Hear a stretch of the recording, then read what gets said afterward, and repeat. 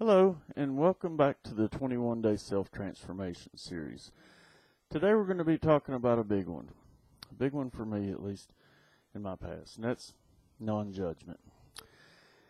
And through this tedious journey, I recognized that many of my thoughts, were basically based on judgment of others.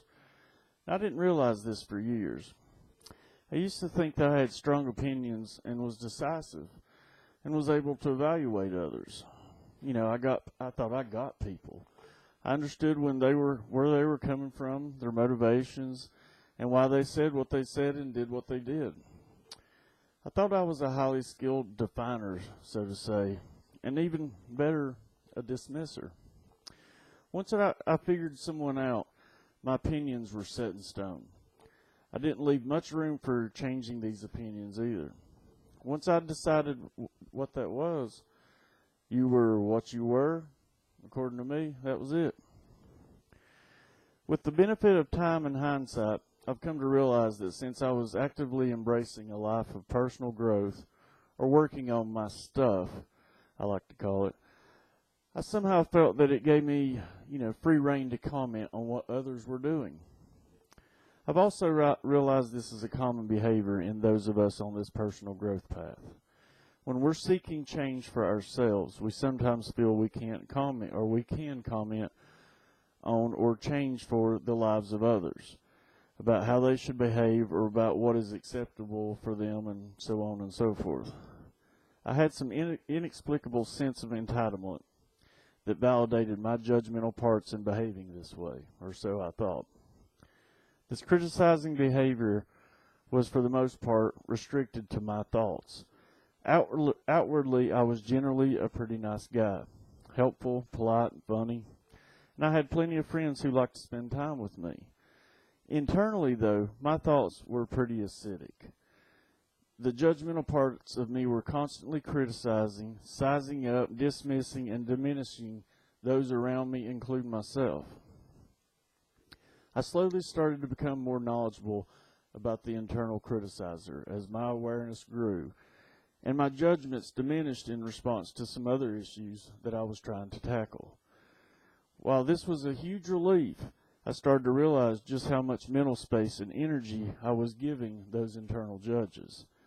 I was shocked to recognize just how bossy and mean they could be. I also began to wonder how much criticism these internal judges had of me.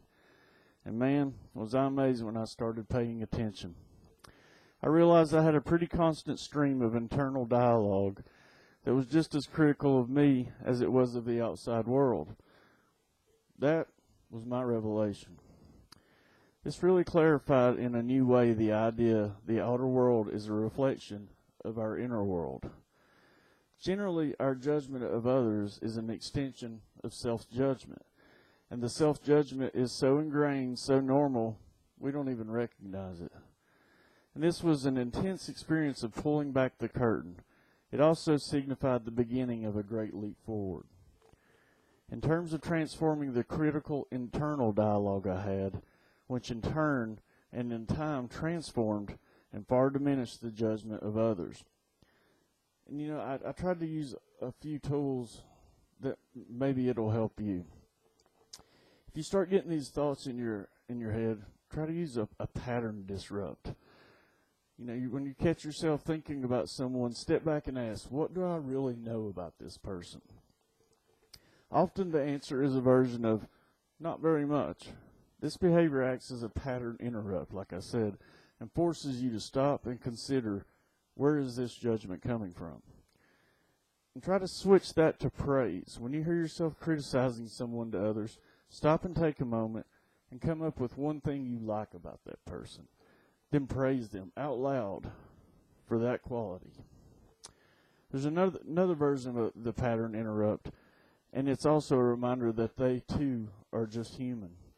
And like us all, we both have attractive and not so attractive qualities. And always, my big thing, look within. When you find yourself in one of those incessant loops, thought patterns of judgment on someone else's behaviors, ask the hard question. Do I myself exhibit the same behavior or attitude that I judge in this person? Almost always the answer is yes. You probably already know that the stuff that irritates us the most about others tends to be the attributes we don't necessarily realize we ourselves have. This was the single most difficult tool that I used.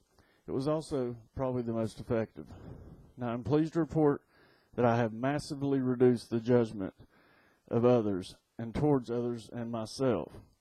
I still consider that it's an ongoing journey which helps me in recognizing any rogue criticisms pretty quickly. And most importantly, I have completely different perspectives on other people than I used to. Now, keeping this in mind, it has been helpful.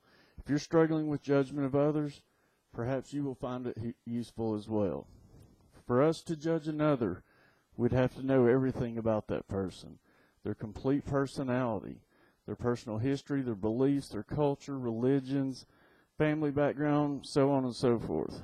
So let's pretend, just for a moment, that we could possibly know all this about that other person. At this point, since we would see that person in their totality, and we would see that all the decisions that person makes and their experiences, it's to support their loving complex and ever-changing growth process. Therefore, there's nothing to judge. So since we can't possibly know all these things about another, let's just skip right up to the nothing to judge part. Okay?